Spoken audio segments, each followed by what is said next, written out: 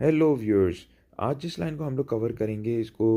Life line के ऊपर अगर आइलैंड बने तो जीवन रेखा के ऊपर तो उसका क्या मतलब होता है। अगर आपकी लाइफ लाइन हो इस तरह की या आप किसी के हाथ पे देखें और उस पर दायरा बने या उस पर छोटा दायरा भी बने तो ऐसा जो टाइम होता है इंसान की ज़िंदगी में इसको बहुत ज़्यादा सेहत का जो है ख्याल रखना होता है, इसलिए कि ऐसे टाइम पे जो इंसान बीमार हो सकता है बहुत ज़्यादा, या इवन दो कि हॉस्पिटलाइज भी हो सकता है या कोई हादसा एक्सीडेंट में मुलव्वस हो सकता है। तो ऐसे टाइम में जो होता है इंसान को बहुत ज़्यादा एहतियात रखनी होती है